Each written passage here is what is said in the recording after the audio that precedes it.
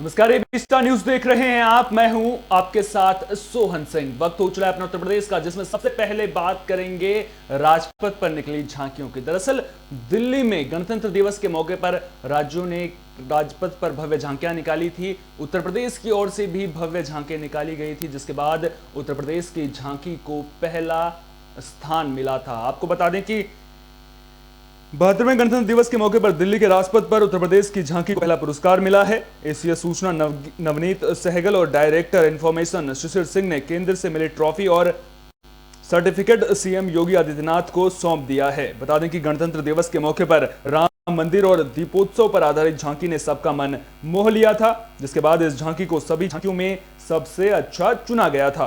केंद्रीय युवा एवं खेल मंत्री किरण रिजिजू ने गुरुवार को झांकी को पहला पुरस्कार प्रदान किया।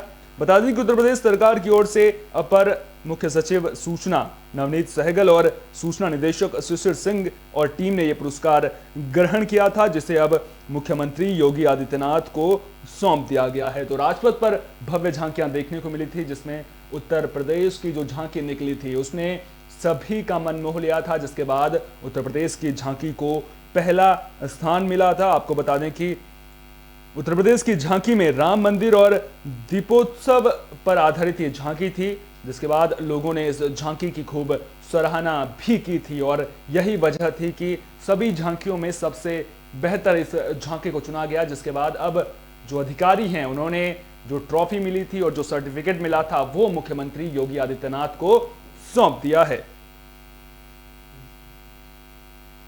तो गणतंत्र दिवस के मौके पर झांकियां सबका मन मोहती हुई नजर आई थी और उत्तर प्रदेश की झांकी में दरअसल सुप्रीम कोर्ट ने राम मंदिर निर्माण को लेकर के ऐतिहासिक फैसला सुनाया था, जिसके बाद राम मंदिर निर्माण को लेकर तैयारियां तेज हो चुकी हैं। आपको बता दें कि राम मंदिर निर्माण के लिए चंदा भी इकट्ठा किया जा रहा है और उत्तर प्रदेश में जो झांकी उत्तर प्रदेश की राजपथ पर निकाली गई उसमें भी राम मंदिर की झलक देखने को मिली। इसके अलावा दीपोत्सव पर जो कार्यक्रम हुआ था उसकी झलक भी यहां पर झांकी में देखने को मिली, जिसके बाद इस झांकी को पहला स्थान मिला था। आपको बता दें कि अब अधिकारियों ने जो ट्रॉफी और सर्टिफिकेट उन्हें मिला था खेल मंत्री किरण रिजिजू के द्वारा, वो मुख्यमंत्री योगी आदित्यनाथ को सौंप दिया है।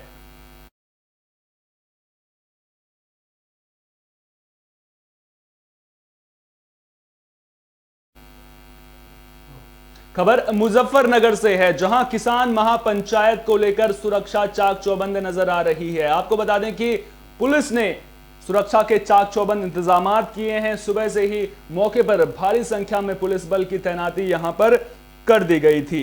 आपको बता दें कि जीआईसी मैदान में किसानों की महापंचायत को लेकर के सुरक्षा के चाक चौबंद इंतजाम देखने को मिल रहे हैं। देर रात भारतीय किसान यूनियन के राष्ट्रीय अध्यक्ष नरेश टिकैत के द्वारा मुजफ्फरनगर के जीआईसी मैदान में किसानों से भारी संख्या में पहुंचने का ऐलान किया गया था, जिसके बाद भारतीय किसान यूनियन के वरिष्ठ नेताओं ने जीआईसी मैदान में मंच तैयार किया। वहीं दूसरी ओर भारी संख्या में पुलिस बल की तैनाती कर दी गई है। दरअसल जो प्रशासन है वो किसी भी तरह की हिंसक गतिविधि को नहीं देखना चाहता है, लिहाजा चाक चौबंद सुरक्षा नजर आ रही है। आपको याद होगा कि गणतंत्र दिवस के दिन जब ट्रैक्टर परेड निकली थी तो उस दौरान सुरक्षा व्यवस्था में सेंधमारी करते हुए जो कुछ किसान हैं वो लाल किले तक घुस आए थे, जिसके बाद इस घटना ने पूरे देश को शर्मसार कर दिया था। अब वहीं किसान महापंचायत को लेकर के भी चाक चौबंद सुरक्षा नजर आ रही है। सुबह से ही मौके पर बड़ी संख्या में पुलिस बल के जवान नजर आए ताकि कानून व्यवस्था बनी रहे।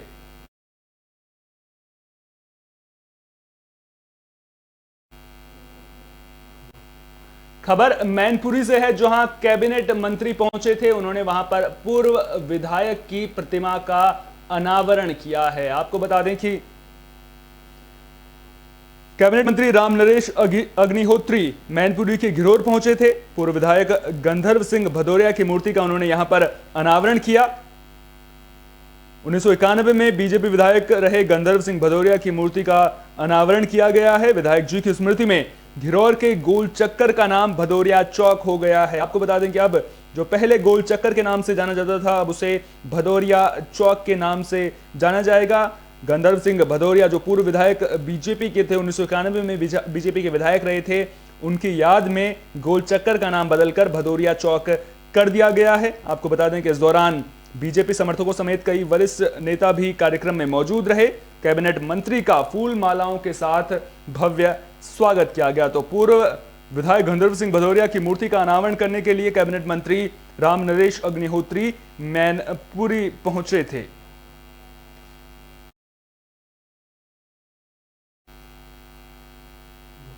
खबर बागपत से है, जहां पुलिस की कार्यशैली को लेकर सवालिया निशान खड़े हो रहे हैं। दरअसल 1 महीने पहले एक महिला का अपहरण हुआ था, लेकिन पुलिस अभी तक अपहरण की गुत्थी को सुलझा नहीं सकी है,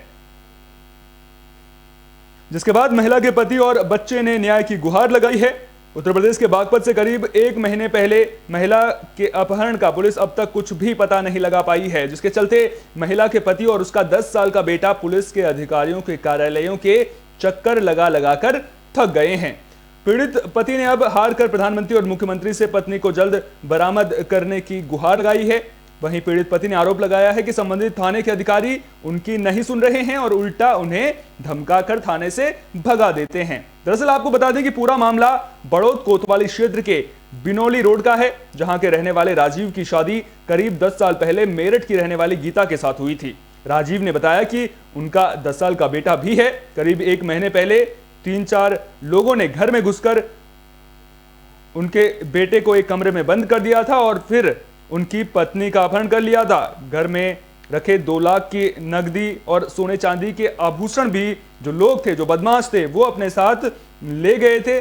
जब पीड़ित घर पहुंचा तो उसके बेटे ने उसे पूरी आपबीती बताई, जिसके बाद उसके पैरों तले की जमीन खिसक गई थी। तभी मामले की सूचना बड़ौद थाना पुलिस को दी गई, लेकिन थाने में मौजूद पुलिस वालों ने उनकी एक भी नहीं सुनी। ऐसा आरोप अपहृत महिला के पति ने लगाया है। पीड़ित राजीव ने बताया कि पुलिस के आला अधिकारियों के चक्कर काटने के बाद बड़ौद पुलिस ने अपहरण की रिपोर्ट को भी मात्र एनसीआर में काट कर मामला रफा दफा कर दिया। आज इस मामले को करीब 1 महीने से ज्यादा बीत गया है, लेकिन उनकी पत्नी का कुछ भी अता पता नहीं चल सका है, जिसके बाद पीड़ित ने इस पूरे मामले को लेकर प्रधानमंत्री नरेंद्र मोदी और मुख्यमंत्री योगी आदित्यनाथ से पत्नी की सकुशल जल्द बरामदगी करने की गुहार लगाई है। तो यह घटना पुलिस की कार्यशैली को लेकर के सवाल खड़े कर रही है। आपको बता दें कि 1 महीने पहले एक महिला का अपहरण हो जाता है, लेकिन अभी तक पुलिस इस अपहरण की गुत्थी को नहीं सुलझा सकी है।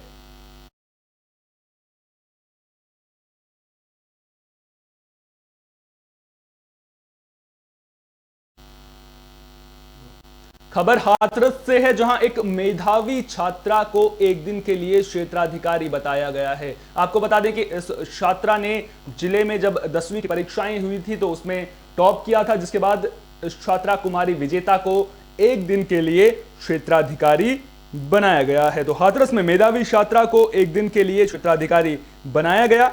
एक दिन के लिए क्षेत्राधिकारी बनी मेधावी छात्रा ने लोगों की समस्याएं भी सुनी। आपको बता दें कि यूपी बोर्ड से 10वीं की परीक्षा में जिला टॉप करने वाली कुमारी विजेता को एक दिन के लिए क्षेत्राधिकारी बनाया गया था।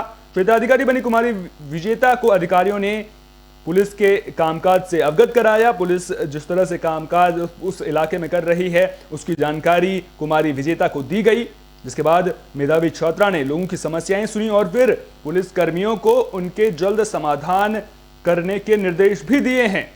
आपको बता दें कि जिले की सादाबाद तहसील क्षेत्र के गांव मडनई की रहने वाली विजेता को एक दिन के लिए क्षेत्राधिकारी बनाया गया था। ये छात्रा सादाबाद तहसील क्षेत्र के मडनवी गांव की रहने वाली हैं।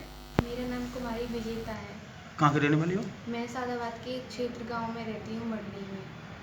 आज जो आपको एक दिन की पोस्ट मिली हुई है सीओ सिटी की, कैसा लग रहा है आपको? मैं मैम को बहुत धन्यवाद देना चाहूँगी कि आपने एक दिन के लिए मुझे इस पद पर नियुक्त किया है। मैं बेहद खुश हूँ इससे।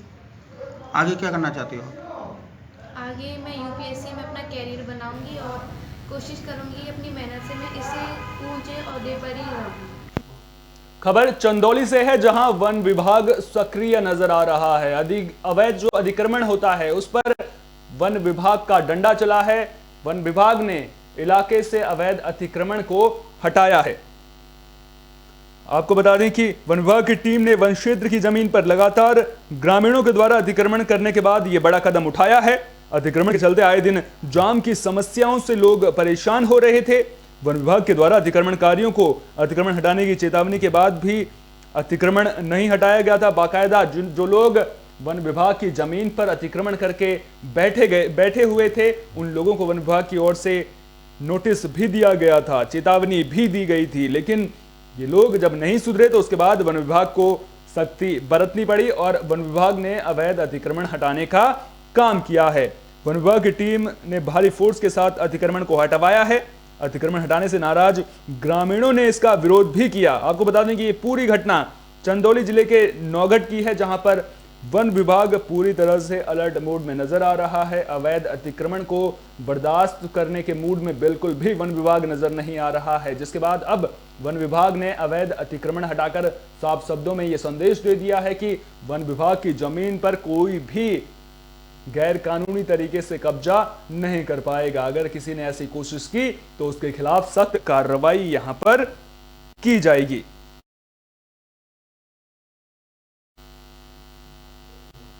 बस्ती में दबंगों के हौसले बुलंद नजर आ रहे हैं। आलम यह हो चुका है कि जो लोग हैं वो गांव से पलायन करने को मजबूर हो चुके हैं। अब पुलिस इस पूरे मामले को लेकर के किस तरह से कार्रवाई करती है, उस पर नजरें जरूर बनी रहेंगी। तो उत्तर प्रदेश में भूमाफियाओं के खिलाफ सरकार तो सफाई अभियान चला रही है। योगी सरकार पूरी तरह से एक्टिव नजर आ रही है, लेकिन बस्ती जिले में भूमाफियाओं के हौसले इस कदर बुलंद हैं कि वे पुलिस के साथ मिलकर सरेआम अवैध कब्जा करते नजर आ रहे हैं। पुलिस प्रशासन पर गंभीर आरोप लग रहे हैं। दबंगों के गुंडई के आगे स्थानीय पुलिस और तहसील प्रशासन पूरी तरीके से नतमस्तक हो चुका है और अवैध निर्माण में दबंगों का साथ देने का आरोप भी प्रशासन और पुलिस पर लग रहा है। दरअसल दलित परिवार के लोगों का कहना है कि उन लोगों ने 1 साल पहले जमीन का बैनामा कराया था, लेकिन आज वही लोग उनकी जमीन पर कब्जा कर रहे हैं जिन लोगों ने उन्हें जमीन बेच दी थी। पीड़ित आशा देवी हरैया तहसील के एसडीएम नंदकिशोर कलाल को इस मामले को लेकर लिखित शिकायत भी दे चुकी हैं। उन्होंने तत्काल दबंगों के अवैध निर्माण पर रोक लगाई। बावजूद इसके स्थानीय पुलिस की कार्यशैली को लेकर के पीड़ित परिवार ने सवाल खड़े किए हैं। छावनी थाना क्षेत्र के कमलपुर गांव के रहने वाले दबंग किस्म के लोग शंभुनाथ सिंह और उनके परिवार के सदस्य किसी गांव में रहने वाली पीड़िता का मकान के सामने जबरन दीवार खड़ी कर रहे थे, जिसकी वजह से दलित परिवार अपने घर में पूरी तरीके से कैद हो चुका है। आपको बता दें कि पीड़ित परिवार ने इसको लेकर के प्रशासनिक अधिकारियों से भी गुहार लगाई है और अब जो महिला है वो दबंगों की दबंगई के चलते अपना घर बार छोड़कर पलायन करने को मजबूर हो चुकी है। मामले को लेकर जब डीएम आशुतोष निरंजन से बात की गई तो उन्होंने कहा कि दलित परिवार द्वारा लगाए गए आरोप गलत हैं। कई बार इस जमीन विवाद की तहसील से पैमाइश कराई गई है। पलायन करने की बात गलत है और दलित परिवार कानूनी कार्रवाई के डर से घर छोड़कर गायब हुआ है। ये कह के प्रचारित किया गया था कि प्रशासन ने गरीब परिवार पे गलत कार्रवाई की है। उसके लिए मैंने जॉइंट मजिस्ट्रेट हरैया से बात करी थी और पूरा प्रकरण मैंने जाना। तो इसमें मुझे उन्होंने बताया गया है कि जो वर्तमान जॉइंट मजिस्ट्रेट हैं वो और उनसे पहले के जॉइंट मजिस्ट्रेट प्रेम प्रकाश मीणा, इन दोनों के समय पर मिला के कम से कम 5 से 6 बार इसकी पैमाइश हो चुकी पूरी टीम के साथ। जो है आप लोग भी देख लीजिए, हम देख रहे हैं। तो हमने खिड़की खोला तो जो बंदा गिरा रहा था वो कहा बंद कर लो खिड़की, नहीं तो गोली मार देंगे। तो हमने जो खिड़की बंद कर लिया। जो है फिर हम मतलब सोचे तो निकल कर देखें, लेकिन जो है हम कहे फिर जाने दीजिए, क्या करना है।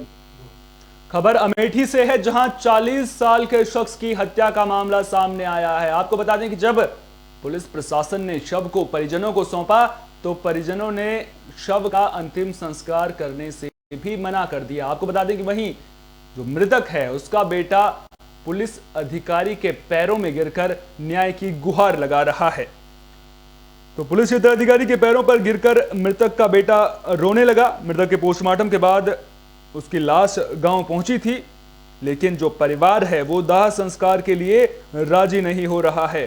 घर पर शव रखकर जो परिजन हैं वो बैठे हुए हैं। पुलिस उन लोगों को मनाने की कोशिश कर रही है और परिजन वहीं नामजद आरोपी की गिरफ्तारी को लेकर मांग कर रहे हैं। आपको बता दें कि 40 साल के शख्स की गोली मारकर हत्या कर दी गई थी, जिसके बाद नहर की पटरी पर से शव को बरामद किया गया था। यह पूरा मामला संग्रामपुर थाना इलाके के पूरे भुलई गांव का है, जहां पर 40 साल के शख्स की हत्या का मामला सामने आया है। और अब आपको बता दें कि इस घटना के बाद कई तरह के सवाल खड़े हो रहे हैं और अब देखना दिलचस्प होगा कि जो आरोपी है उसकी गिरफ्तारी कब तक हो पाती है, क्योंकि कहीं ना कहीं कानून व्यवस्था को लेकर के ये घटना सवाल खड़े कर रही है और जो परिवार है वो लगातार पुलिस प्रशासन से न्याय की गुहार लगा रहा है।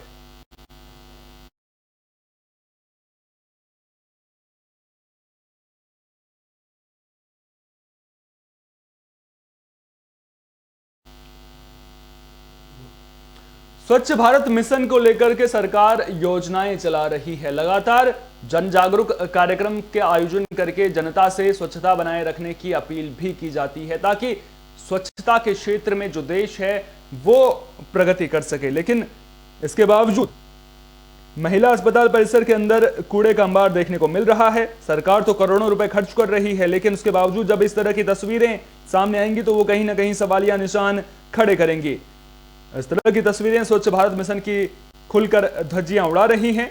भारत के सबसे गंदगियों के मामले में निचले पायदान से ऊपर करने की सरकार की मंशा है और जो अस्पताल प्रशासन है वो उस मंशा पर पानी फेरने का काम कर रहा है। अस्पताल के अंदर जगह जगह पर गंदगी का अंबार लगा हुआ है, लेकिन इसके बावजूद जो महिला अस्पताल के हालात हैं वो सुधरने का नाम नहीं ले रहे हैं। गोंडा से ये मामला सामने आया है, जहां पर महिला अस्पताल में गंदगी का अंबार देखने को मिल रहा है।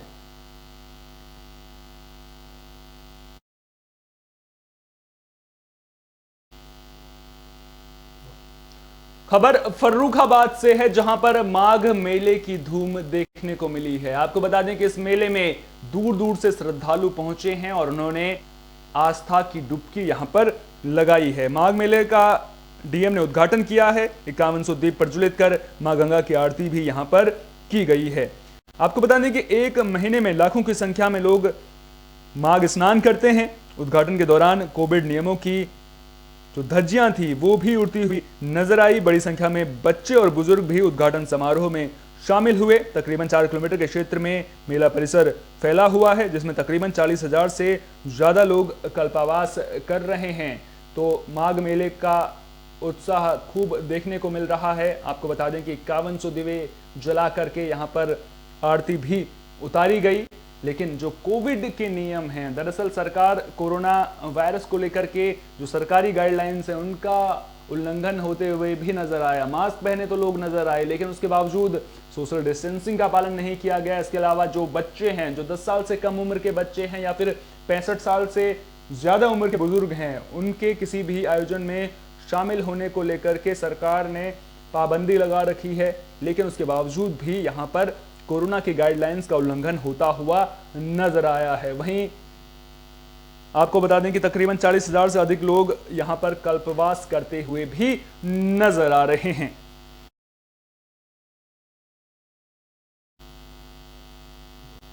अपना उत्तर प्रदेश में फिलहाल के लिए इतना ही। देश और दुनिया की तमाम अहम खबरों के लिए आप देखते रहिए विस्टा न्यूज। मुझे दीजिए इजाजत। नमस्कार।